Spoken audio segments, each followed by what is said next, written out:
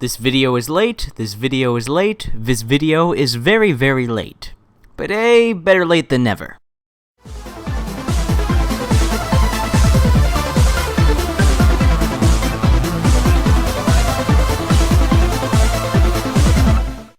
Hey! Hi! How you doing? And welcome back to the Gamertron Show. 2016 so far has been a year of many surprises. I mean, the year only just started and how much crazy stuff has happened already. Especially when it comes to video games. Good and bad. But let's talk about the good. Let's talk about something surprisingly good that happened this year with one of my favorite games of last year, 2015, Grey Goo. One of the most standout RTS games we have gotten in a while.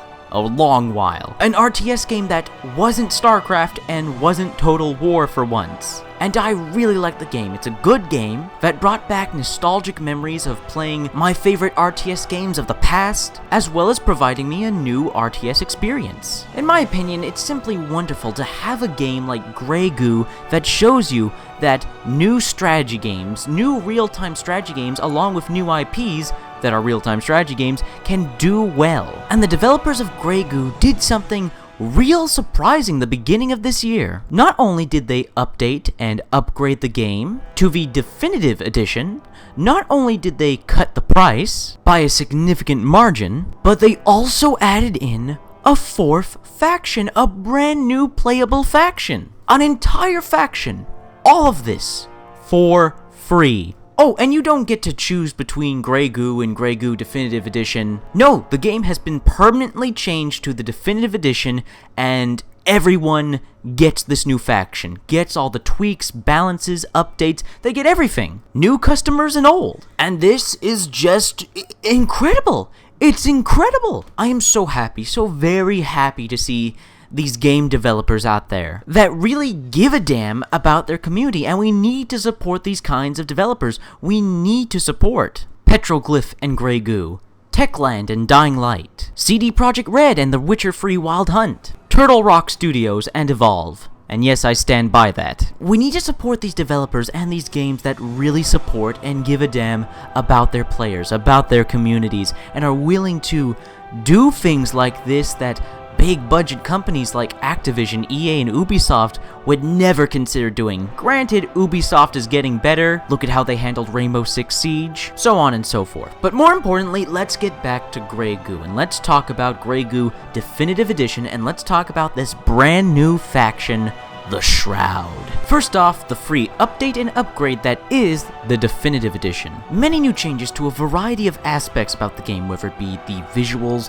the gameplay, the overall balance. Many things have been fixed and tweaked. And the free current and original factions in the game got new units. They got brand new units, each of the factions. These new units added to the original factions all focus on dealing damage and acting as a defense against the basic light units. These new units kind of acting as a counter or defense to players that like to Zerg swarm with the basic starter units. Which is nice, and I like the look and design of each of these new units. They're a nice addition to each of the factions. They add a new element of strategy when building your armies, or constructing base defenses. The Definitive Edition also got an upgrade in terms of its graphics, with new and improved graphic settings and optimization. And you thought this game was already pretty looking. And for those of you with not the best PCs out there, it's been optimized in a sense that even lower end PCs can handle it at the lower and medium settings. When Grey Goo first came out, it did have some problems with the optimization of its visuals. And in a real-time strategy game,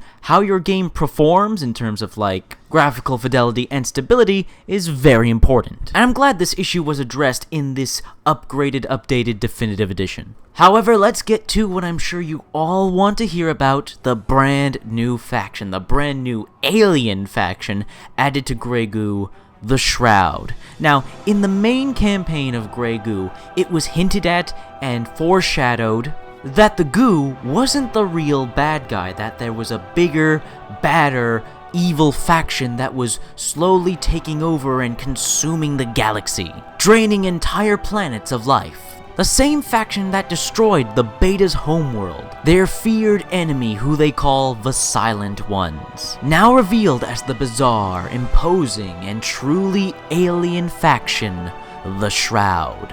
Before I get into how the faction actually plays and its units and buildings and all that, let's talk about the design and look of the Shroud. I have to say I am very impressed with the look, design, feel, everything they did for the visual aspects of the Shroud. It's a unique blend of energy, organics, and crystal. I get a real crystal vibe. It looks like everything is covered in this weird flesh and hard crystal. It's a very unique blend and mesh of all these different styles and palettes. It gives the Shroud a really ethereal, mystical look to them. They look truly, well, you know, alien. Now, how the faction actually plays, while this faction does have similarities to the human and beta factions, they are also, however, in many ways, almost nothing like them. Their resource extractors don't require two buildings, a hub and extractor, and a harvester unit to transport the resources. The extractor is just placed on the resource catalyst and just sucks up the resources. Basic, simple stuff. But here's the thing, once that resource catalyst runs out of resources, the extractor actually turns into its own unit that you can move around onto another extractor, having a little bit of a similarity to the Goo faction in that sense. Now when it comes to upgrading other buildings, the Shroud have this unique building called an amplifier, which acts kind of similarly to how the Beta have attachments for their buildings, and how the humans have power lines and attachments for their buildings. The Shroud, on the other hand, have these amplifiers that you can place anywhere on the map. They don't need to be connected or anything like that, which usually ends up with you building your Shroud based with just amplifiers placed all over willy-nilly. However, the more amplifiers that are in contact with a building, the more that building will be upgraded. Say, a unit production building, it will be able to produce more units, or stronger units. Then we have a unique defensive building called the Aversion Field, which kind of acts like a wall, but it's not really a wall. Enemy units that go near the thing get pushed away around an area of effect, so yeah, it's basically just a weird way of building a wall. So the Shroud have some unique buildings to build, but they have far more fascinating and fun units to play with, such as the basic starter unit, the Mimic, which does exactly what it sounds. It mimics other enemy units. As soon as the Mimic gets close to another enemy unit, it transforms that enemy unit, allowing you to infiltrate squads of enemies, enemy bases, undetected by the enemy. This one unit, the Mimic, is a game changer for this faction. While one of the unique heavy units, the Fugu? I don't know how to pronounce its name, in all honesty. This unit basically produces and attacks with another unit. It shoots this other little unit called a Coda at an enemy unit or building, and once the Coda kills that unit or that building, it grows and becomes its own separate unit that you can control. Then we have all the unique flying units, and out of all the factions, the Shroud have the most options in terms of flying units. And then we come to the Shroud's epic unit, the Dirge. The Dirge being the most unique out of all the epic units available. You see, once the Dirge is spawned, it's not at full power. It has free stages, free levels. It kind of reminds me of a monster from Evolve. And every time the Dirge levels up, reaches its next stage, its abilities change, its health increases, and its speed decreases. But once the Dirge reaches stage free, my God, it is just as devastating as all the other epic units. Now there is so much more I could say about the Shroud, but we'd be here for like 2 hours. The overall point of this video is to show you guys that, well, Grey Goo is still alive and kicking, and it's a better investment than it ever has been before. And I am so glad to see one of my favorite games of 2015 breathe new life into itself. To see it expand and grow, to see the story continue on. I am still hoping and praying that Grey Goo becomes a new series, a new franchise, a new IP that real-time strategy fans attach to. I mean, aren't you guys getting a bit tired of StarCraft and Total War? wouldn't you like something that's a bit more classical, a bit more different? I mean, I want more RTS games. Don't you guys want more RTS games? If you want more RTS games, supporting Grey Goo is a way to do it. I really like this game. I really like this new IP, this new world that has been created. I really enjoy playing with all these unique factions and units, and to see Grey Goo get the love and attention that it deserves, to have a whole new playable faction, not just that, get the faction that was teased in the main story campaign of this ultimate evil alien faction. It's so cool! It's so cool to have this upgrade, extra addition to Grey Goo.